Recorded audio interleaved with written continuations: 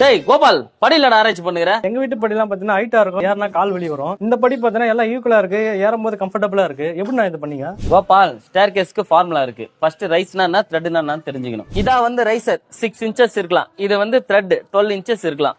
இது வந்து slope. First வந்து ரூஃபோட ஹைட் எடுத்துக்கலாம். நம்ம ரூஃப் வந்து 10 ஃபீட் இருக்கு, இது இன்ச்சஸா கன்வெர்ட் பண்ணும்போது 120 இன்ச்சஸ் வந்து கிடைக்குது. ஃபர்ஸ்ட் வந்து நம்ம எத்தனை படிக்கட்டுன்றதை கண்டுபிடிக்க போறோம். நம்ம ரூஃபோட ஹைட்டையும் ரைசரோட ஹைட்டையும் டிவைட் பண்ணும்போது நம்ம 20 படிக்கட் கிடைக்கும். ரைசர் வந்து நமக்கு 20 ரைசர் கிடைக்கும். ஆனா த்ரெட் வந்து நமக்கு ஒன்று மைனஸ் ஆகி தான் கிடைக்கும். ஏன் அப்படின்னு பார்த்தோம்னா கடைசி லேண்டிங் வரதுனால. ஸ்லோப் கண்டுபிடிக்க முன்னாடி நம்ம டோட்டல் ரன்னர் வந்து கண்டுபிடிக்கணும். Number of thread into thread with. இதை மல்டிப்ளை பண்ணும்போது நமக்கு கிடைக்கிற வேல்யூ வந்து 228 இன்ச்சஸ். ஸ்லோப் கண்டுபிடிக்க ஃபார்முலா வந்து tan θ equal to total roof height divide by total runner. இதை நம்ம டிவைட் பண்ணும்போது நமக்கு கிடைக்கிற வேல்யூ வந்து 0.5263. இப்போ நம்ம tan இன்வெஸ்ட் பண்ணும்போது நமக்கு 27.75 டிகிரிஸ் வந்து கிடைக்கும். இதுதான் வந்து நம்ம ஸ்லோப்போட கோணம். ஓகேனா, ரெசிடென்சிக்கான த்ரெட் ரைசரோட ஸ்டாண்டர்ட் வேல்யூ சொல்லிட்டீங்க. இப்போ கமர்ஷியல் பில்டிங்லாம் அதுக்கான டீடைல்ஸ்லாம் வந்து PDF கொடுத்துருக்கோம். எங்களை ஃபாலோ பண்ணிட்டு ஸ்டெப்னு கமெண்ட் பண்ணுங்க, உங்க DMK வரும்.